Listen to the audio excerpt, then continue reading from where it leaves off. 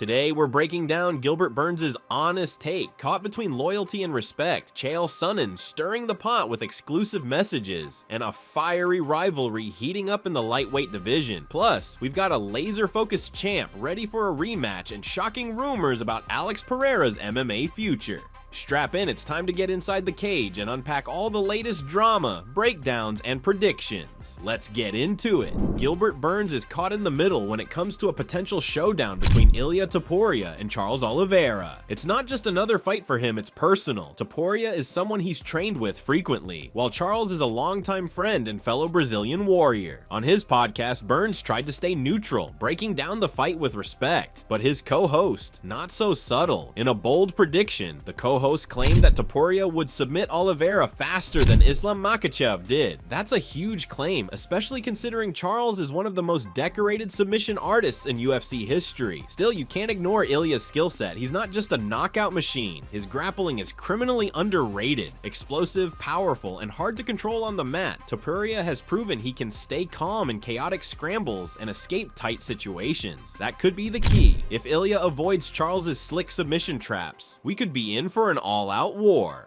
But this is Charles Oliveira. We're talking about a fighter who thrives in chaos, links submissions like a puzzle master, and punishes even the smallest mistakes. The big question is, can Topuria avoid the danger zones long enough to impose his own game? Burns hinted at something interesting, that Oliveira might find success in the clinch, using knees and elbows to break Ilia's rhythm. But when asked to pick a side, he didn't want to betray either man. "They're both my guys," he said. "It sucks to pick, but it's a closer fight than people think." His co-host wasn't so hesitant. He believes Ilia is going to make a statement, drop Charles, go to the ground, and finish him even faster than Makhachev did. The Jon Jones versus Tom Aspinall saga just got another twist, and of course Chael Sonnen is in the middle of it. This time, Chael stirred the pot by revealing a private message exchange between Tom Aspinall and Daniel Cormier. Apparently, Chael had asked DC to invite Tom onto his show, but Aspinall shut it down hard. Chael didn't stop there. He exposed the entire back and forth, saying Tom didn't just decline his invite, he's refusing all interviews. According to Sonnen, Aspinall told DC, "I'm frustrated. I've said everything there is to say. I have nothing left to talk about." That frustration is starting to boil over. Fans are sick of waiting. This isn't just about whether Jon Jones returns, it's about the heavyweight division being held hostage. The title picture is frozen, momentum has stalled, and over 150,000 fans have signed a petition demanding the UFC strip Jones of his belt. Most fans have stopped hoping for Jones versus Aspinall. They just want the division to move on, and the clearest solution, let Aspinall fight for the vacant title, whether it's against Cyril Gane or someone else. Meanwhile, Sonnen says Tom isn't looking to fight Jones anymore. He just wants action, whether it's Gane, Pavlovich, or anyone else. The belt needs to be defended, and Aspinall's ready to bring it back to life. There's no contract signed yet, but things are already heating up between Ilia Topuria and Arman Tsarukyan. Despite both being born in Georgia, there's zero love lost between them. After Topuria moved up to lightweight, fans instantly started buzzing about a possible clash with Arman.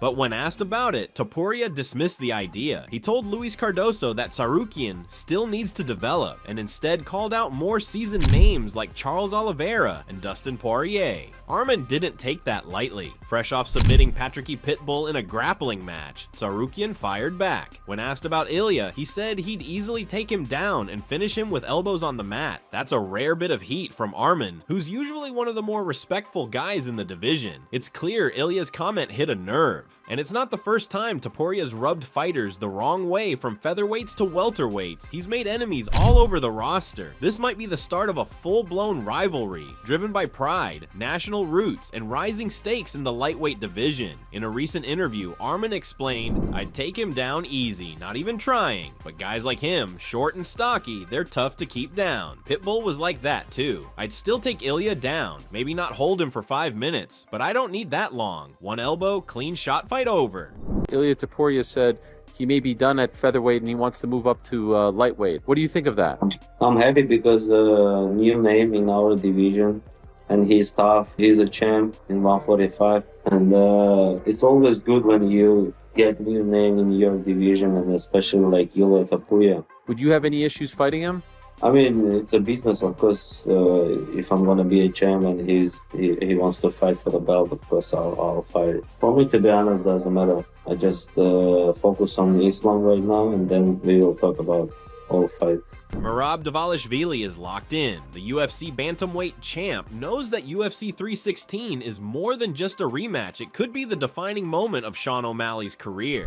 In their first fight, Merab dominated, and if history repeats itself, it could send O'Malley tumbling out of the title picture for good. That's why Merab isn't underestimating him. "I'm expecting the best version of Sean," Merab said. "This is serious. Every fight is serious." He admits it was hard to stay motivated at first, but now he's all in. There was even a moment of levity when Merab joked about possibly kissing O'Malley again after the fight like he did the first time. "We'll see," he laughed. "If I finish him, it's hard to kiss the guy. You can't think about both at the same time." For O'Malley, this is do or die. For Merab, it's another chance to solidify his reign as one of the most relentless champions in UFC history. Magomed Ankalaev and his team have dropped a concerning update about a possible rematch with Alex Pereira. Initially, both fighters appeared to agree on a summer date for their second fight, but things took a turn when Pereira reportedly turned down a title fight at UFC 317, set for June 28th. That move not only raised questions about the rematch timeline, but also sparked criticism from Ankalaev and others in the MMA community. It doesn't stop there. Ankalaev went on to claim via a post on X, formerly Twitter, that Pereira has no plans to fight in June, July, or even August. Frustrated by the uncertainty, Ankalaev is now looking at other opponents, saying he's convinced Pereira won't be returning anytime soon. His message was blunt: "Alex is done. He's never coming back. Let's move on. June, July, August. I said yes." Rumors of an early retirement for Pereira had already begun swirling after a cryptic social media post suggested he was unhappy with the UFC. Although Pereira later claimed the post was the work of a hacker, many like MMA journalist Ariel Helwani aren't buying that explanation. So what do you think? Is Alex Pereira really walking away from the sport, or is there more to the story? Don is a concern. They don't know what to do with me if I'm not champion. And if Tom beats me and he doesn't give me a rematch, or they won't guarantee me a rematch, what do they plan to do with me? I gained an understanding to the inside of John. If that in fact is accurate information, that John is worried about an immediate rematch and doesn't believe he's going to get it, can look at the board and see that he's 36 and on his way out, and this guy is 20 something on his way up. And he even questions why they left the belt with him, to the point that he's saying if they knew what to do with me not as champion, they'd have already done it. That's very objective. So is it as simple as guaranteeing John a rematch? Very interesting point. Drop your thoughts in the comments below. That wraps up today's deep dive here at House of MMA. What do you think? Will Topuria shock Oliveira? Is the lightweight rivalry about to explode? And what's really going on with Pereira? Drop your thoughts below and keep the conversation alive. Don't forget to hit like, subscribe, and ring that bell so you never miss a beat in the fight game. Thanks for watching. Until next time, stay sharp and keep your guard up.